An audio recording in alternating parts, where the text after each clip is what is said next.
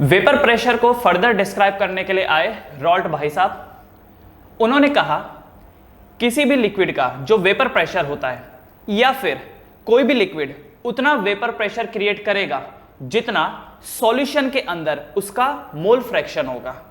कोई भी लिक्विड उतना वेपर प्रेशर क्रिएट करेगा जितना सॉल्यूशन के अंदर उसका मोल फ्रैक्शन होगा। अब आप एक चीज समझिए, मेरे पास एक सॉल्यूशन है, उस सॉल्यूशन में जितना ज्यादा मोल फ्रैक्शन ऑफ दैट लिक्विड होगा, मैं किसकी बात कर रहा हूं, मैं उस लिक्विड की बात कर रहा हूं। देखो सॉल्यूशन में मान लीजिए लिक्विड 1 एंड लिक्विड 2, दो लिक्विड ने मिलजुल करके एक सॉल्यूशन बनाया, ऑलराइट, लिक्विड 1 एंड लिक्विड 2। मैं यहां पर बात कर रहा हूं लेट्स से लिक्विड 1 की। अब सॉल्यूशन के अंदर जितना ज्यादा मोल फ्रैक्शन होगा लिक्विड 1 का, या ये बोलूं कि सॉल्यूशन के अंदर जितनी ज्यादा क्वांटिटी होगी लिक्विड 1 की, उतना ही ज्यादा पार्टिकल्स उसके एवोपोरेट होंगे। जितना ज्यादा पार्टिकल्स उसके एवोपोरेट होंगे उतना ही ज्यादा तो वो वेपर प्रेशर क्रिएट करेगा। भाई लॉजिकल बात है ना। देखो फिर से सुनो इस चीज को, ये जो सॉल्यूशन है, सॉल्यूशन के अंदर मान लो दो लिक्विड है, लिक्विड 1 लिक्विड 2। हम बात करें लिक्विड 1 की। सॉल्यूशन के अंदर जितना ज्यादा लिक्विड 1 होगा उतने ही ज्यादा पार्टिकल एवोपोरेट करेंगे। जितने ज्यादा पार्टिकल एवोपोरेट करेंगे उतना ही ज्यादा तो वो प्रेशर एक्सर्ट करेंगे, राइट। अब समझ में आ रही है। तो यहां पर वही बात बोल रहा है रॉल्ट, क्या बोल रहा है कि the vapour pressure of any liquid is directly proportional to the mole fraction of that liquid in the solution. कोई भी लिक्विड उतना वेपर प्रेशर क्रिएट करेगा जितना सॉल्यूशन के अंदर उसका मोल फ्रैक्शन होगा। मान लेते हैं कि पूरा का पूरा लिक्विड 1 है, लिक्विड 2 है ही नहीं, सारा का सारा लिक्विड 1 है। अगर सारा का सारा लिक्विड 1 है तो इसका मतलब मोल फ्रैक्शन यहां पर कितना हो गया, लिक्विड 1 का 1 हो गया। देखो फ्रैक्शन हाईएस्ट कितना होता है, 1 होता है, और मिनिमम कितना जा सकता है, 0। इसी चीज को जब आप परसेंटेज में बोलते हैं तो मैक्सिमम कितना होता है, 100%, और मिनिमम कितना होता है, 0%। तो जब मैं बोलता हूं कि किसी भी ऑब्जेक्ट का मोल फ्रैक्शन 1 है तो मैं ये कहना चाहता हूं कि वो 100% है, मतलब उसके अलावा कोई है ही नहीं, उसके अलावा कोई है ही नहीं, राइट। तो देखो यहां पर क्या बोला है, यहां पर बोला है कि किसी भी लिक्विड का जो वेपर प्रेशर होता है वो डायरेक्टली प्रोपोर्शनल होता है लिक्विड में उसका मोल फ्रैक्शन कितना है। मान लेते हैं कि पूरा का पूरा लिक्विड 1 ही है।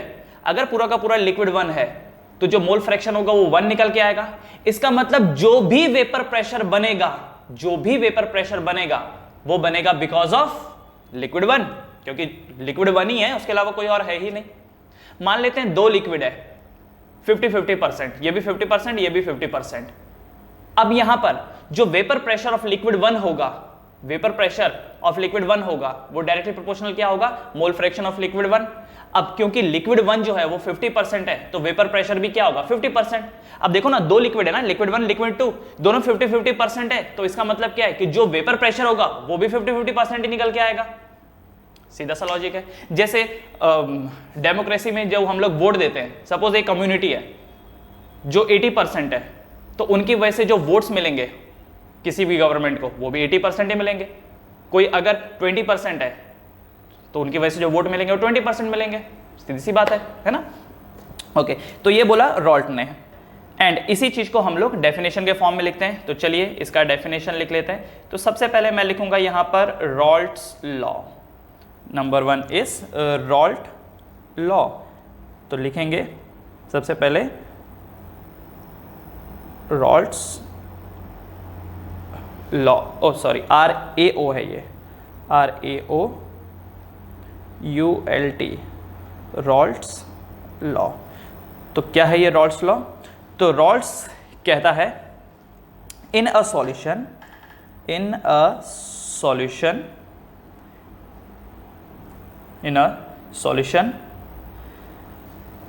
the vapor pressure in a solution, the vapor pressure of a component, the vapor pressure of a component at a given temperature is equal to the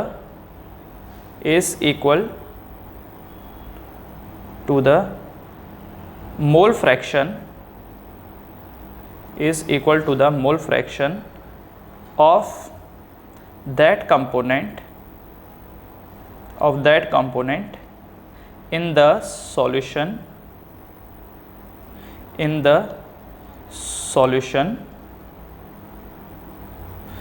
multiplied by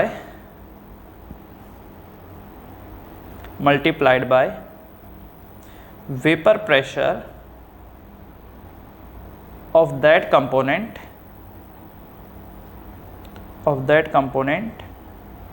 in pure state ठीक है। तो ये जो चीज है ये उसने बोला है। एक बार जरा इसको देख लेते हैं क्या बोल रहा है ये। इन अ सॉल्यूशन, ठीक है, the vapour pressure of a component at a given temperature. भाई जो भी बात होगी वो तो एक फिक्स टेम्परेचर पे होगी, है ना। तो in a solution the vapour pressure of a component at a given temperature is equal to the mole fraction of that component in the solution multiplied by the vapour pressure of the component in the pure state. अच्छा, अगर आप इस last वाले हिस्से को छोड़ दें, multiplied by the vapour pressure of the component in the pure state, इसको छोड़ दो, सिर्फ ऊपर वाले को कंसीडर करो, तो क्या ये वही बात बोल रहा है जो अभी हम लोगों ने देखी थी?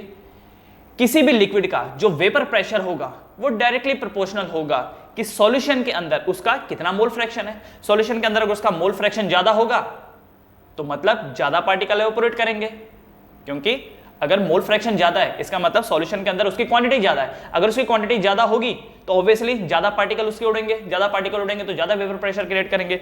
तो इसी चीज को मैं अगर शॉर्ट में लिखूं, तो मैं ये बोल सकता हूं कि the vapour pressure that is vapour pressure of any liquid, the vapour pressure of any liquid is directly proportional to the mole fraction of liquid in solution, mole fraction of liquid in solution बोल सकता हूं मैं ये। that is further मैं इस चीज को बोल सकता हूं, that is vapour pressure of a liquid, इसको मैंने PA का नाम दिया है। ओके, याद रखिए vapour pressure of any liquid, मैं किसकी बात कर रहा हूं? फर्स्ट वाले लिक्विड की बात कर रहा हूं। तो यहां पर मान लीजिए कि जैसे मैंने PA लिखा है, मान लो कि दो लिक्विड है A and B, let's say A and B। इससे पहले जो मैंने आपको बताया लिक्विड 1 एंड 2, इस बार मान लो A एंड B है। तो the vapour pressure of liquid A, जरा देखिए PA का मतलब क्या हो गया? वेपर प्रेशर ऑफ लिक्विड है, क्योंकि देखो क्या बोल रखा है, vapour pressure of any liquid. Any, आप A भी ले सकते थे, आप B भी ले सकते थे, मैं यहां पर A को कंसिडर कर रहा हूं। सो vapour pressure of liquid A will be directly proportional to the mole fraction of the liquid in the solution। तो मोल फ्रैक्शन को हम लोग कैसे लिखते हैं? ये देखो, ये XA करके लिख रखा है। ये X एक सिंबल है, देख लीजिएगा इसको क्या बोलते हैं, है ना। सो PA is directly proportional to the XA। अब यहां पर जरा नोट करिए, vapour pressure of any liquid is directly proportional to the mole fraction of liquid in the solution. ये लिख दिया। दैट इज, अगर यहां पर प्रोपोर्शनल का साइन हटेगा तो क्या ऐड होगा? एक constant. So PA is equal to constant. कौन है ये कांस्टेंट? ये जो कांस्टेंट है ये है P0A। This constant is P0A and ये जो मोल फ्रैक्शन ऑफ A है ये तो आएगा ही। तो अब जरा डेफिनेशन को आप वापस रीड कीजिए, डेफिनेशन को आप वापस रीड करिए, आपको इस चीज समझ में आ जाएगा। ये जो लास्ट वाला पार्ट था ना, ऊपर वाला तो अपने को पता ही था, नीचे वाला पार्ट देखो, multiplied by the vapour pressure of that component in the pure state. ये जो बोल रखा है ना, multiplied by the vapour pressure of that component in pure state, यही P0A है, यही P0A है। चाहिए तो आप साइड में लिख लीजिए, यहां पर मैं लिख देता हूं, है ना। PA है vapour pressure when mole fraction is XA and P0A क्या है? Vapour pressure at pure state, vapour pressure at pure state. Pure state जानते हो क्या होता है? यहां पर ये जो XA का वैल्यू है ना, ये 1 हो जाता है। 1 का मतलब क्या हो गया? फ्रैक्शन अगर 1 हो गया दैट मीन्स 100% यही है।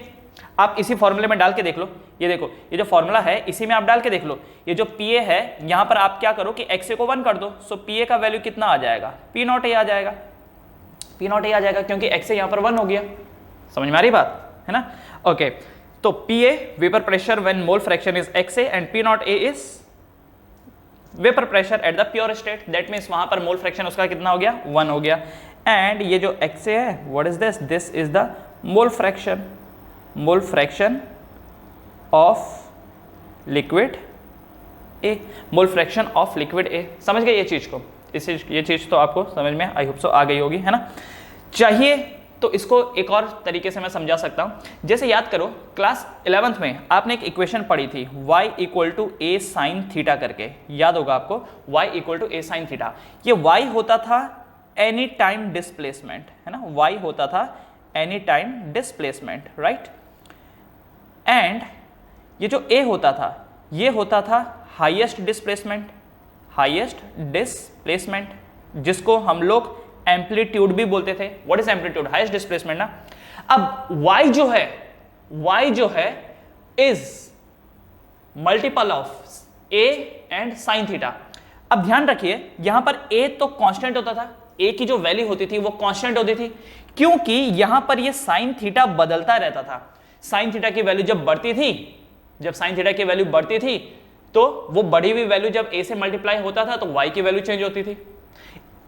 ये जो a है ना ये कांस्टेंट हुआ करता था, जबकि y जो है वो वेरिएबल हुआ करता था।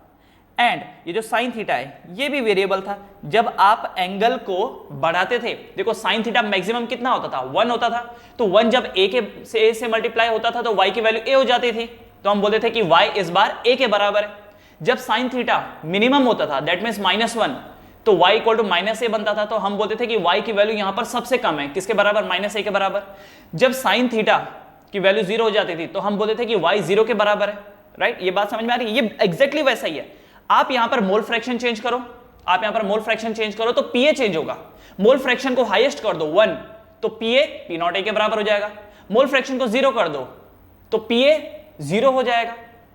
तो ये जो पी नॉट ए है ये कांस्टेंट है, ये जो पी नॉट ए है ये कांस्टेंट है, राइट? चेंज कौन हो रहा है? चेंज हो रहा है मोल फ्रैक्शन, जिसकी वजह से पीए बदल रहा है। तो पीए क्या है? Vapour pressure when mole fraction is x A. P naught ए क्या है? P naught A is the vapour pressure at pure state. Pure state मतलब मोल फ्रैक्शन उस वक्त कितना है? 1 है। और एक्स ए क्या है? X A is the mole fraction of liquid A. Is this clear? अगर मैं इसका ग्राफ बनाऊं तो कुछ ऐसा बनेगा इसका graph. This will be the vapour pressure, ये जो है ये यहां पर वेपर प्रेशर है किसका? ऑफ सॉल्यूशन, है ना? यहां पर ये जो एक्सेस है ये वाला एक्सेस भी बना रहा हूं मैं, है ना? This is vapour pressure of pure liquid. तो अगर आप यहां पर ग्राफ बनाओ, सी यहां पर देखो, this is 0, this is 0.2, 0.4, 0.6, 0.8, 0.10, that means 1 हो जाएगा वो। तो what is this representing? This is representing mole fraction of A. तो यहां पर देखो जो ग्राफ बन करके आएगा that will be like this. ये जो ग्राफ बन के आएगा ये ऐसा होगा। कैसे? जरा समझिए, जब मोल फ्रैक्शन ऑफ ए 0 है, तो वेपर प्रेशर कितना है? 0। जब मोल फ्रैक्शन बढ़ेगा, बढ़ते 1 पे आ रहा है, तो वेपर प्रेशर क्या हो रहा है? मैक्सिमम हो रहा है ना? क्लियर है ये चीज? इसको थोड़ा ठीक कर लीजिए। ये जो है ना ये कंफ्यूजन हो सकता है, आपको लगेगा कि ये वाई एक्सिस है। ये जो यहां पर ये वाला जो पॉइंट है ना, this point is P naught A. ये जो पॉइंट है ये पी नॉट ए है, दैट मीन्स मैक्सिमम प्रेशर, ठीक है? दैट मीन्स ये बोल सकता हूं मैं vapour pressure at the pure state. तो पी नॉट ए क्या है? ये मैंने राइट साइड में लिख ही रखा है। तो P naught A is the vapour pressure at the pure state. जो y एक्सिस है, y axis is the vapour pressure of the solution, and जो x एक्सिस है वो क्या है? यहाँ पर मोल फ्रैक्शन। तो मोल फ्रैक्शन जब बढ़ेगा तो जो वेपर प्रेशर है उस लिक्विड की वजह से वो बढ़ेगा। हम दूसरे लिक्विड की बात नहीं कर रहे हैं, हम पहले वाले लिक्विड की बात करें, ए की बात कर रहे हैं। ए का मोल फ्रैक्शन बढ़ेगा तो ए की वजह से जो वेपर प्रेशर है वो बढ़ेगा, हम बी की बात नहीं कर रहे हैं। ओके? अच्छा, अब ये जो फॉर्मूला है P A equal to P naught A X A, इसको मैं थोड़ा सा और डेवलप करता हूं। क्या मैं यहां पर ये कर सकता हूं कि एक्स ए को मैं N A divided by N A plus N B कर देता हूं? वाई? बिकॉज मोल फ्रैक्शन का फॉर्मूला क्या होता है? याद करो जरा, मोल फ्रैक्शन अभी किया है। मोल फ्रैक्शन कि जिसकी आप बात कर रहे हैं उसके number of moles divided by total moles, that is called as mole fraction. तो ये जो फॉर्मूला है P A equal to P naught A, ये जो यहां पर मोल फ्रैक्शन ऑफ ए है इसको मैं ऐसे लिख सकता हूं Na divided by Na plus Nb। क्या मैं इसको ऐसे ले सकता हूं, है ना? ये जो फॉर्मूला है क्या ये ऐसा बन जाएगा? Yes, okay, all right. तो ध्यान रखिए, जैसे जैसे करके B की संख्या बढ़ेगी, number of moles of B बढ़ेगा, वैसे वैसे करके मोल फ्रैक्शन ऑफ A घटता जाएगा। जैसे जैसे करके मोल फ्रैक्शन ऑफ A घटता जाएगा, वैसे वैसे करके जो पार्शियल प्रेशर होगा, ये जो प्रेशर है ये घटता जाएगा because of liquid A। Okay, alright. अब आपको मालूम है कि जब हमने चैप्टर की शुरुआत की थी तो हमने कहा था कि we will deal with the binary solutions, है ना? हम बाइनरी सॉल्यूशंस के साथ यहां पर डील करेंगे, तो इसीलिए we will take the binary solution. तो चलो बाइनरी सॉल्यूशन लेते हैं। अब binary solution, we will take binary solutions. तो बाइनरी सॉल्यूशन में क्या होगा? Binary solution will contain A and B, मतलब दो ही तो लिक्विड होंगे, liquid A and liquid B, है ना? तो क्या मैं ये बोल सकता हूं for a binary solution mole fraction of A plus mole fraction of B will be equal to 1 for a binary solution. देखो लेना क्या हमको, बाइनरी सॉल्यूशन लेना है, तो बाइनरी सॉल्यूशन में क्या होगा? दो ही टाइप के लिक्विड होंगे, liquid A liquid B। The mole fraction of liquid A plus mole fraction of liquid B will be equal to 1। 1 का मतलब क्या हो गया? 100%। आप एक चीज सोचो, दो कंपोनेंट को मिलाओगे तो रिजल्ट क्या होगा? 100%। जैसे आप प्रोबेबिलिटी बोलते थे ना, प्रोबेबिलिटी की अगर पास होने की प्रोबेबिलिटी 75% है तो फेल होने की कितनी है? 25, क्योंकि 75 प्लस 25 मिला जुला के उसको अल्टीमेटली देना कितना है? 100%, राइट? किसी के घर वापस आने की प्रोबेबिलिटी अगर 60% है तो ना आने की कितनी है? 40% है ना? क्योंकि रिजल्ट 100% ही चाहिए। तो वही चीज फ्रैक्शन में 1 हो जाती है, 100% फ्रैक्शन में कितना हो जाता है? 1। इसीलिए XA plus XB will result in the 1।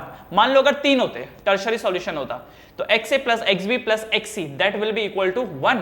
4 होते तो भी रिजल्ट 1 ही आना था। तो ये बात आप समझ गए होंगे। For the binary solution the mole fraction of A plus mole fraction of B is equals to 1।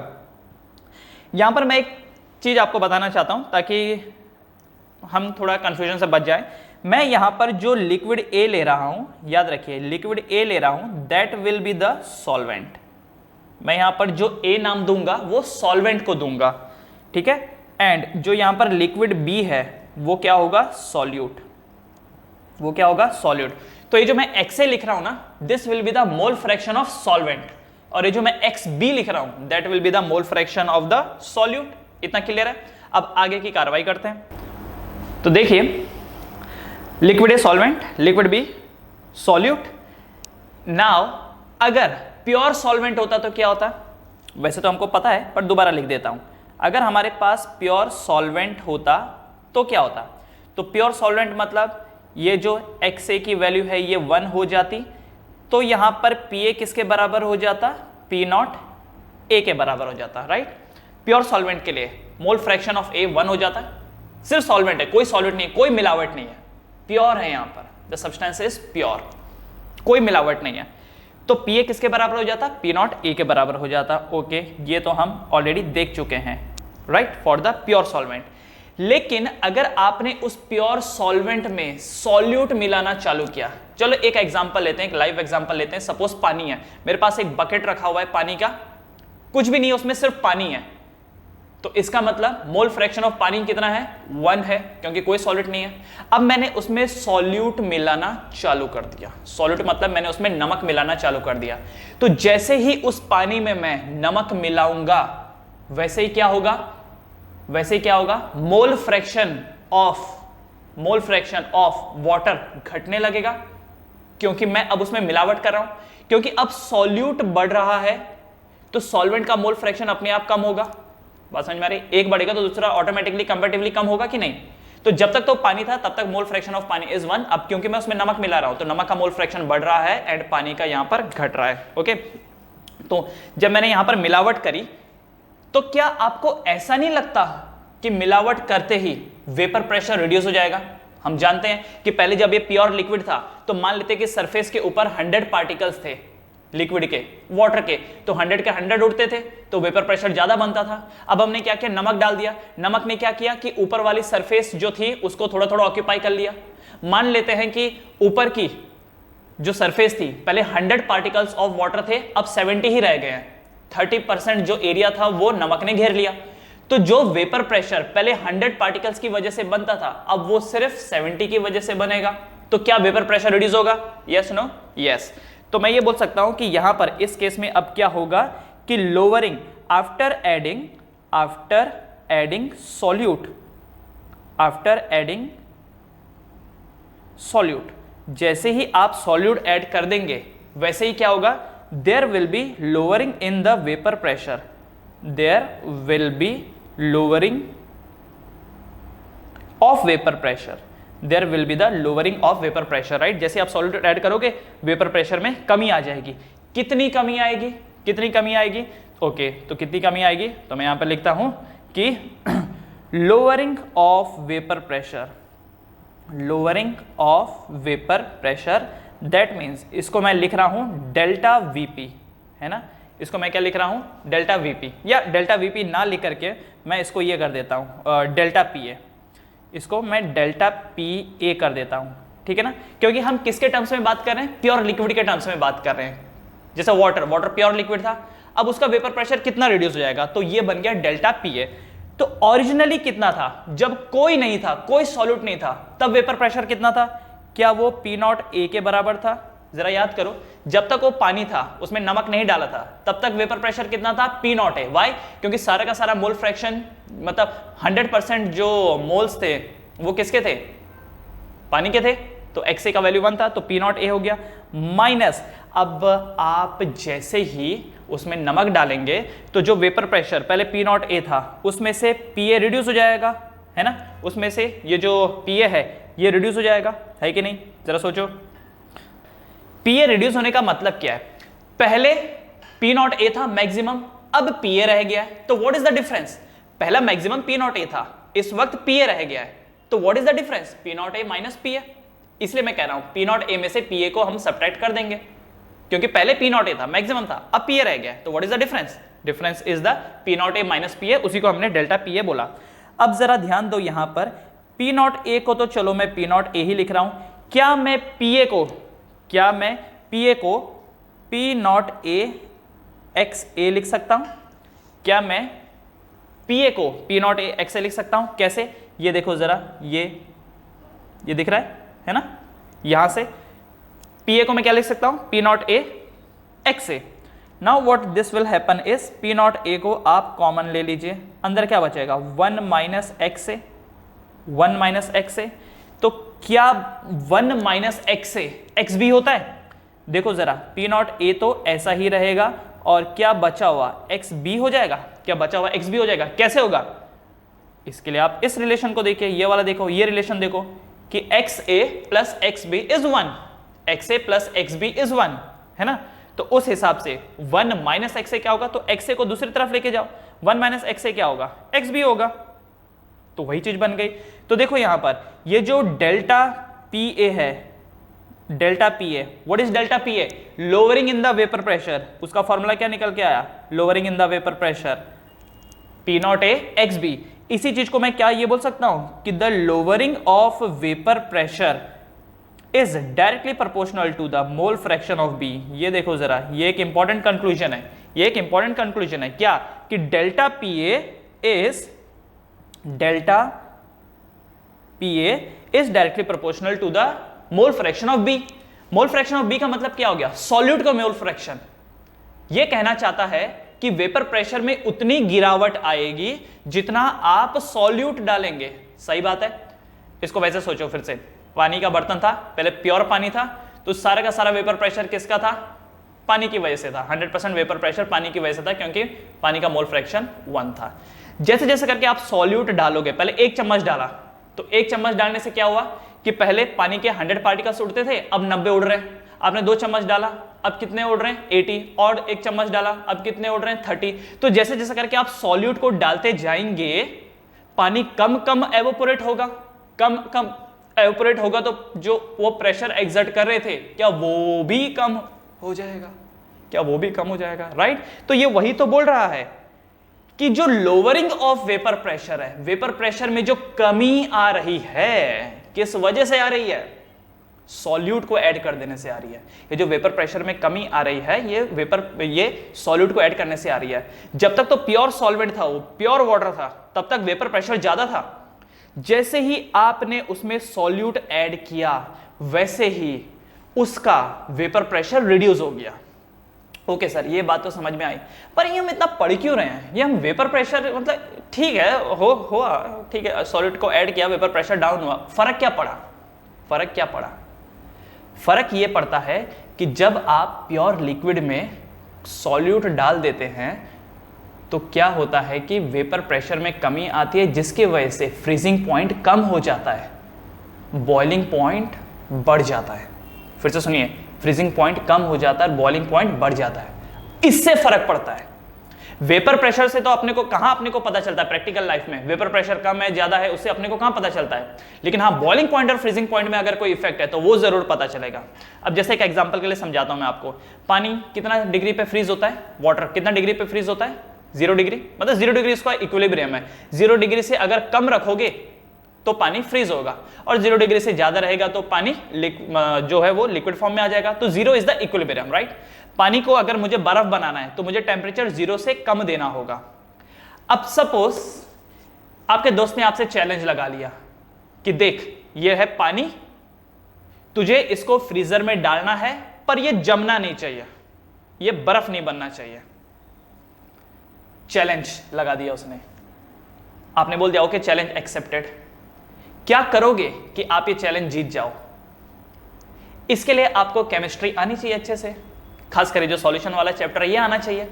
अगर आप चाहते हो कि वो जो पानी है वो फ्रीजर में रहे, उसके बाद भी जमे ना, तो ये कैसे हो सकता है कि उस पानी का जो फ्रीजिंग पॉइंट है वो कम हो जाए? टेक एन एग्जाम्पल, मान लेते हैं फ्रीजर का जो टेम्परेचर है वो -5 डिग्री सेल्सियस है। जस्ट टेक एन एग्जाम्पल, अभी कॉपी पेंसिल रख दो, सिर्फ समझने का काम करो। मान लो जो डीप फ्रीजर है, जहां पर बर्फ आप जमाते हो, उसका टेम्परेचर है -5 डिग्री सेल्सियस। आप जब वहां पर पानी रखोगे तो क्या वो पानी जम जाएगा? डेफिनेटली जमेगा, क्योंकि 0 डिग्री से कम का टेम्परेचर होता है तो पानी जम जाता है, बर्फ में कन्वर्ट हो जाता है। चैलेंज ये था कि आपको पानी रखना डीप फ्रीजर में है, पर वो जमना नहीं चाहिए। क्या करोगे आप? What you will do? अगर केमिस्ट्री पढ़ा होगा, सॉल्यूशन पढ़ा होगा, तो आपको मालूम पड़ेगा कि उसमें सॉल्यूट मिला दो, कुछ ना कुछ उसमें सॉल्यूट डाल दो। सॉल्यूट डालने से क्या होगा? वेपर प्रेशर में कमी आएगी, वेपर प्रेशर में कमी आते ही फ्रीजिंग पॉइंट कम हो जाता है। तो जो पानी पहले 0 डिग्री के नीचे जमना शुरू कर देता था, अब वही पानी 10 डिग्री सेल्सियस से -10 से कम में जमेगा, -10 डिग्री सेल्सियस से कम में जमेगा, क्योंकि आपने सॉल्यूट डाल दिया। अब वो तो सॉल्यूट पे डिपेंड कर रहा है। देखो ये जो फॉर्मूला यहां पर बता रखा है ना कि lowering of vapour pressure is directly proportional to the what? Mole fraction of the solute. See, ऐसा नहीं है कि कितना भी डाल दो तो -10 डिग्री हो जाएगा, नहीं, थोड़ा सा डालोगे तो जो पहले फ्रीजिंग पॉइंट 0 था वो -1 हो जाएगा, थोड़ा और डाला -2, थोड़ा और -3, -4, -5, ऐड करते रहो जब तक कि जो डीप फ्रीजर का फ्रीजिंग पॉइंट -5 से वो और कम ना हो जाए। अब सुनो, आपने क्या किया? उस पानी में आपने नमक डाल दिया, नमक डालते फ्रीजिंग पॉइंट कम हो गया। फ्रीजिंग पॉइंट कम कितना हुआ? अब उसका जो फ्रीजिंग पॉइंट लेट्स से कि -10 डिग्री हो गया। फ्रीज का टेम्परेचर है -5, इसको अगर जमाना है तो टेम्परेचर होना चाहिए -10। तो अब आपने इसको रखा, रात भर रखा, आपने दिखा रही है तो जमा ही नहीं, और आप चैलेंज जीत गए, क्योंकि इससे क्या हुआ? फ्रीजिंग पॉइंट कम हो गया। आपको मालूम है कई सारी ऐसी कंट्रीज होती हैं जहां पर कंटिन्यूअस बर्फ पड़ती रहती है, बहुत सारे, इंडिया में तो खैर उतनी नहीं पड़ती, लेकिन जैसे स्विट्जरलैंड हो गए या फिर जो नॉर्दर्न इलाके हो गए जैसे ग्रीनलैंड हो गए, ये सब जगहों पर ना बर्फ बहुत पड़ती है। तो अब कितना बर्फ निकालते रहोगे आप? वो जो रहता है ना बर्फ निकालने वाला, कितना निकालते रहोगे? कितनी मशीनरीज यूज करोगे? तो कई बार वो लोग क्या करते हैं कि सड़क में नमक छिड़क देते हैं, सड़कों पे वो लोग नमक छिड़क देते हैं। नमक छिड़कने से क्या होगा? वही होगा जो यहां हुआ था। नमक छिड़कने से जो फ्रीजिंग पॉइंट है वो ड्रॉप हो जाता है, वो कम हो जाता है। जैसे फ्रीजिंग पॉइंट ड्रॉप हो जाएगा तो तुरंत जो बर्फ होती है वो मेल्ट होनी शुरू हो जाएगी, फ्रीजिंग पॉइंट कम होते ही क्या होने लगता है? एक्चुअली फ्रीजिंग पॉइंट कम होते ही वो जो बर्फ बनने की टेंडेंसी है वो कम हो जाती है, और पानी होने की टेंडेंसी बढ़ जाती है तो वो जो बर्फ है वो मेल्ट हो जाती है। आप घर में भी एक एक्सपेरिमेंट कर सकते हो, बर्फ ले लो, बर्फ के ऊपर नमक डाल दो, वो जल्दी मेल्ट हो जाएगा। ठीक है, तो सॉल्यूट ऐड करते ही जो फ्रीजिंग पॉइंट है वो डाउन हो जाता है। तो ध्यान रखिए, कल आज के बाद आप जब कभी भी बर्फ जमाएंगे पानी का, उसमें कोई मिलावट नहीं करनी है, नहीं तो वो इजीली जमेगा नहीं। दूसरी चीज, वेपर प्रेशर के डाउन जाने से ना बॉइलिंग पॉइंट बढ़ जाता है, ये भी ध्यान रखिए, बॉइलिंग पॉइंट बढ़ जाता है। मान लो आपको चाय बनानी थी, लेट्स से आपको चाय बनानी थी, आपने गैस के ऊपर बर्तन रख दिया, गरम किया। एक ऑप्शन ये था कि पहले आपने बर्तन रखा, उसके ऊपर पानी डाला, पानी को उबलने दिया, ओके, उसके बाद आपने चीनी डाली, चाय पत्ती डाली, एक्सेट्रा, ये सब काम किया। दूसरा ऑप्शन ये हुआ कि आपने बर्तन लिया, पानी डाला, तुरंत उसमें चीनी डाल दी, तुरंत उसमें बाकी सारे पार्टिकल्स डाल दिए, अब आपने गैस ऑन किया, अब आपने गैस ऑन किया, तो क्या होगा?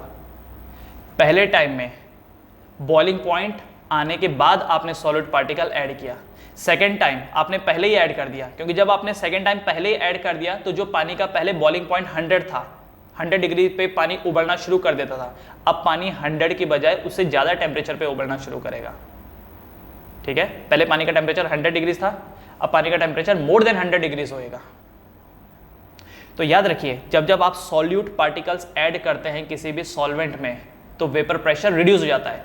वेपर प्रेशर के रिड्यूस होने से, चाहो तो लिख सकते हो, मैं भी यहाँ पर लिख देता हूँ, वेपर प्रेशर के रिड्यूस होने से, अच्छा पहले ये लिख लेते हैं कि जब आप सॉल्यूट को ऐड करते हो किसी भी प्योर सॉल्वेंट में, जब आप सॉल्यूट ऐड करते हो in pure solvent, in pure solvent, तो क्या होता है, क्या होता है कि जो वेपर प्रेशर होता है वो रिड्यूस हो जाता है।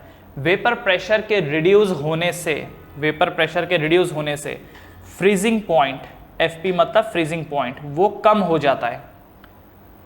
साथ साथ में बॉइलिंग पॉइंट बढ़ जाता है, बॉइलिंग पॉइंट बढ़ जाता है। तो ये ध्यान रखिएगा, अगर आप सॉल्यूट ऐड करेंगे किसी भी प्योर सॉल्वेंट में तो वेपर प्रेशर कम हो जाएगा। वेपर प्रेशर के कम हो जाते ही अगर आप बात कर रहे हैं उसको जमाने की, फ्रीज करने की, तो फ्रीजिंग पॉइंट रिड्यूस हो जाएगा एंड जो बॉइलिंग पॉइंट है वो इंक्रीज हो जाएगा, जो बॉइलिंग पॉइंट है वो इंक्रीज हो जाएगा। समझ गए ये बात? इसीलिए हम इस टॉपिक को पढ़ रहे हैं, इस चैप्टर को पढ़ रहे हैं। ओके, तो ये जो था लोअरिंग इन वेपर प्रेशर, ये तो समझ में आ गया। Lowering in vapour pressure is P0A XP, इसको याद रखिएगा क्योंकि इसके ऊपर न्यूमेरिकल्स आएंगे। ऑलराइट, अच्छा अब ये तो हो गया। क्या मैं ये कंक्लूजन ड्रॉ कर सकता हूं यहां से कि the lowering of, therefore the lowering of vapour pressure, the lowering of vapor pressure is directly proportional to the mole fraction of the solute, mole fraction of the solute. The lowering of vapor pressure is directly proportional to the mole fraction of the solute. जितना ज़्यादा आप solute add करेंगे उतना ही ज़्यादा vapour pressure कम हो जाएगा, उतना ही ज़्यादा वेपर प्रेशर कम हो जाएगा। ओके, एक और टर्म आप यहां पर देखोगे, relative lowering of vapour pressure. As such ये कुछ अलग सा नहीं है, ये भी ठीक ठाक ही चीज है। Relative lowering in vapour pressure, relative lowering in vapour pressure. अब देखो बात जब आती है रिलेटिव की तो मतलब कंपैरिजन, रिलेटिव लोअरिंग, रिलेटिवली कितना कम हुआ है, तो क्या होगा रिलेटिव लोअरिंग, मतलब कि delta P divided by, sorry delta P A divided bye P0A, है ना, यही तो हो गया रिलेटिव लोअरिंग। ऊपर आपने लिखा कि कितना लोअर हुआ है डिवाइडेड बाय एक्चुअली कितना था, है ना, तो ये बना delta P A divided bye P0A, और ये किसके बराबर हो जाएगा, मोल फ्रैक्शन ऑफ बी के बराबर हो जाएगा। क्यों होएगा? अरे भाई इसलिए होगा क्योंकि आप इस एक्सप्रेशन को देखिए, ये वाले को देखिए, इस एक्सप्रेशन को देखिए, अगर आप P0A को एक तरफ रखते हैं, अगर आप यहाँ पर P0A को एक तरफ रखते हैं और डेल्टा पी ए को एक तरफ रखते हैं और पी नॉट ए को नीचे लेके आते हैं, तो क्या ये एक्स बी के बराबर ही बचेगा? So this is the relative lowering of vapour pressure. इसी एक्सप्रेशन को, ये जो एक्सप्रेशन है ना relative lowering of vapour pressure, ध्यान रखिएगा, delta P A divided by P naught A is the relative lowering. इसी चीज को मैं ऐसा भी लिख सकता हूं फर्दर कि जो डेल्टा पी ए है ये बन जाएगा P naught A minus P A divided by P naught A equal to X B. तो इसको ऐसा भी लिखा जाता है। खैर कैसा भी लिखा जाए क्या फर्क पड़ता है, मतलब तो सबके एक ही जैसे हैं। Okay, so this was all about the Raoult law. Conclusion, यहां से जो अपने को समझ में आया उसका एक बार कंक्लूजन देख लेते हैं, है ना। कंक्लूजन, तो यहां पर लिखता हूं मैं कंक्लूजन, इस जगह पर मैं कंक्लूजन लिख देता हूं जो जो हमने पढ़ा।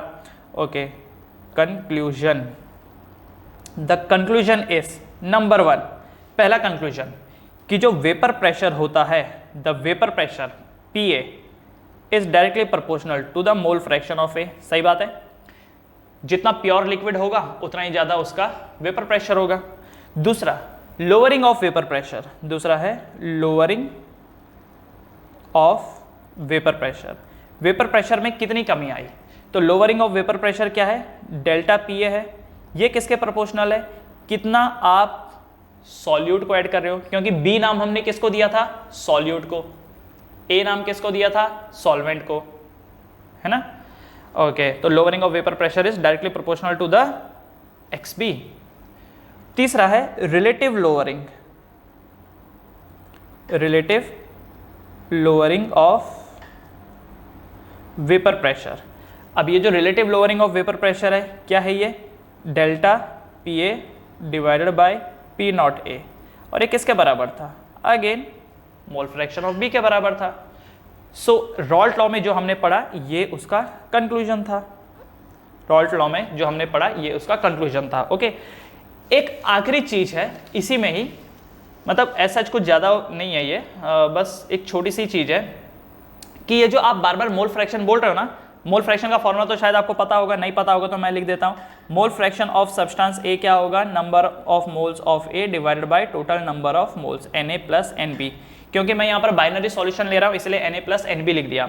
मोल फ्रैक्शन ऑफ कोई B बोलेगा तो क्या होगा, number of moles of B divided by mole fraction of A plus mole fraction of B। Correct, तो ये है मोल फ्रैक्शन का formula, this is the formula for the mole fraction. अब यहां पर ये जितने भी फॉर्मूले ना जहां पर एक्स बी आ रहा है, जहां पर एक्स बी आ रहा है, राइट, उन फॉर्मूले को मैं, जैसे देखो यहां पर ये जो फॉर्मूला था, ये देखो ऊपर ये दिख रहा है, P A equal to P naught A N A divided by N A plus N B. इसी फॉर्मूले को देखो मैं थोड़ा सा मॉडिफाई कर रहा हूं, क्या है ये कि P A equal to P naught A, number of moles of A क्या होगा, नंबर ऑफ मोल्स कैसे निकालते हैं, given mass by molar mass, given mass by molar mass. तो देखो गिवन मास एन ए क्या होगा, W A divided by molar mass M A divided by N A क्या होगा, W A by M A plus number of moles of B क्या होगा, W B divided by M B. ठीक है, तो ये मैं इसलिए बता रहा हूं क्योंकि बुक में आपको मिलेगा, ये देखने में बुक में आपको देखने मिलेगा। ठीक है, what is the W A, given mass of solvent, W B क्या है, given mass of solute, M A क्या है, molar mass of solvent, M B क्या है, मोलार मास ऑफ सॉल्यूट। कुछ नहीं है, ये तो पता ही है ना अपने को, नंबर ऑफ मोल्स क्या होता है, given mass by molar mass, just, बाकी कुछ भी नहीं है। ओके, तो ये एक फॉर्मूला है जो आपको बुक में देखने मिल सकता है, तो इसको देख के ज़्यादा हैरान परेशान मत होइएगा। ओके, मत होइएगा। अच्छा, उसके बाद अगर सॉल्यूशन बहुत ही ज़्यादा डाइल्यूट हुआ तो क्या होगा, तो इसका भी चलो देख लेते हैं। फॉर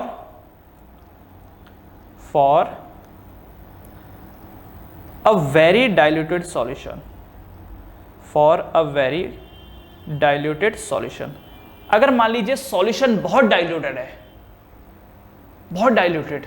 अच्छा, डाइल्यूट का मतलब समझ रहे हो क्या होता है, कि सॉल्वेंट बहुत ज्यादा है, याद रखिए, जब कोई बोलता है कि डाइल्यूटेड ज्यादा है, इसका मतलब सॉल्वेंट बहुत ज्यादा है।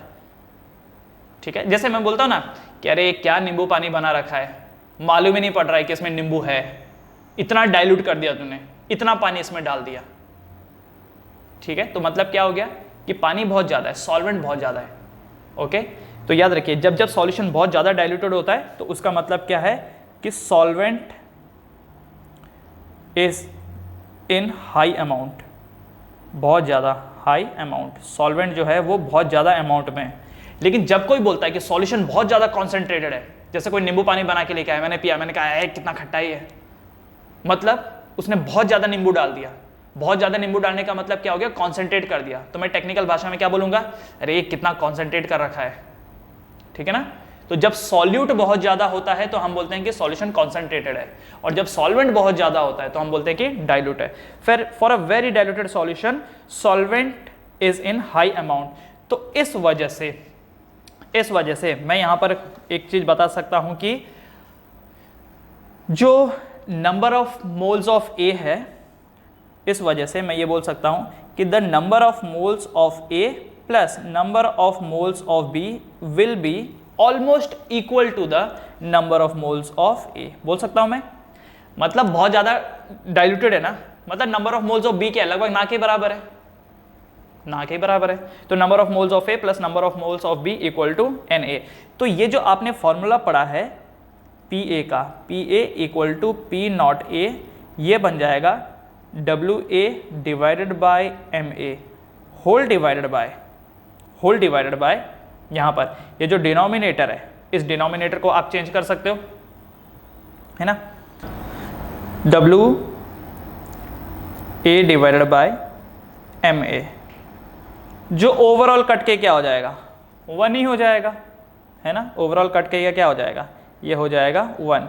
मतलब पी ए का वैल्यू किसके बराबर हो गया, पी नॉट ए के बराबर हो गया। अगर बहुत ज़्यादा डाइल्यूटेड हुआ तो, बहुत ज़्यादा डाइल्यूटेड होने का मतलब क्या है कि सॉलिड है ही नहीं, लगभग ना के बराबर है। ओके, लेकिन ये वाले जो टर्म है, देखो ये हो सकता है उतना देखने ना मिले जितना इसको देखने को मिलेगा आपको। ये वाला जो पार्ट है ना, ये देखिए जरा, P naught A minus P ए, मैं इसकी बात कर रहा हूं, ये दिख रहा है, P naught A minus P A divided by ये जो पी नॉट ए है, इसमें ये जो एक्स बी है, एक्स बी क्या होगा, मोल फ्रैक्शन ऑफ बी। तो मोल फ्रैक्शन ऑफ बी क्या होगा, number of moles of B divided by molar mass of B whole divided by ये N A plus N B होना चाहिए था ना, तो एन ए क्या होगा, W A divided by M A plus यहाँ पर W B divided by M B, यही होना चाहिए था। देखो मैं इस फॉर्मूले की बात कर रहा हूँ, ये जो लेफ्ट साइड में जो मैंने सॉल्व किया ना, ये तो सेंसलेस है। सेंसलेस मतलब ये तो उस हिसाब से आपको शायद दिखाई ना भी दे, लेकिन जो राइट साइड वाला है ये दिखाई देगा। अब देखो इसमें ना, इस चीज को क्या मैं कैंसिल कर सकता हूं, क्योंकि बहुत ज्यादा डाइल्यूटेड है ना, बहुत ज्यादा डाइल्यूटेड है, इसका मतलब बी तो है ही नहीं। तो मैंने ये जो बी वाला कंपोनेंट है इसको एरेस कर दिया, ये जो बी वाला कंपोनेंट है इसको मैंने एरेस कर दिया। तो क्या बनाइए, P naught A minus P A divided by P naught A equal to W B divided by M B divided by W A by M A. अब आपके मन में एक सवाल आएगा कि सर डिनोमिनेटर वाला W B by M B तो आपने उड़ा दिया, क्यों उड़ाया, क्योंकि आपने बोला कि बहुत कम है तो आपने उड़ा दिया, तो न्यूमरेटर वाला क्यों नहीं उड़ाया। देखो बच्चों, अगर मैं न्यूमरेटर वाला उड़ा दूं तो राइट साइड तो 0 हो जाएगा, तो मैं सॉल्व ही क्या कर रहा हूं। याद रखिए, उड़ाना उनको होता है जिनका एज सच कोई खास रोल नहीं है कैलकुलेशन में। जैसे एक एग्जांपल के लिए मैं आपको बताता हूं, मान लीजिए मैं यहां पर लिख रहा हूं 1 डिवाइडेड बाय 100 प्लस 1, लेट से ये है, तो क्या मैं इसको 1 डिवाइडेड बाय 100 लिख सकता हूं। सी द थिंग इज, मैंने डिनोमिनेटर से 1 को उड़ाया। आपने कहा कि सर आपने डिनोमिनेटर से 1 को उड़ाया तो न्यूमरेटर से भी उड़ाना पड़ेगा ना। भाई देखो, अगर मैं न्यूमरेटर से 1 उड़ा दूंगा तो ये तो 0 हो जाएगा। क्या 1 डिवाइडेड बाय 101 0 होता है, नहीं होता। क्लियर है, तो मैं नीचे वाला 1 उड़ा दिया मैंने, क्योंकि 1 के साथ 100 जुड़ा हुआ था, एक बड़ा अमाउंट जुड़ा था, बड़े 100 के सामने 1 का कोई वर्थ नहीं था, इसलिए मैंने 1 को सेपरेट कर दिया, नीचे सिर्फ 100 रखा। ऊपर वाले 1 को मैं नहीं उड़ा सकता, उसको उड़ा दूंगा तो 0 हो जाएगा, फिर कुछ भी करो तो एक्सप्रेशन 0 ही आएगा आपका। ठीक है, इसी चीज को देखो, अब मैं फॉर्मूले के टर्म्स में लिखता हूं। लेट से मैंने ये लिखा है a divided by b plus A, और मैं यहां पर कह रहा हूं कि a जो है वो बहुत कम है, मतलब b बहुत ज्यादा है a से, तो ये भी तो बोल सकता हूं कि a लगभग 0 के बराबर है। तो ये जो मेरा एक्सप्रेशन है ना, इसको मैं a डिवाइडेड बाय b लिखूंगा।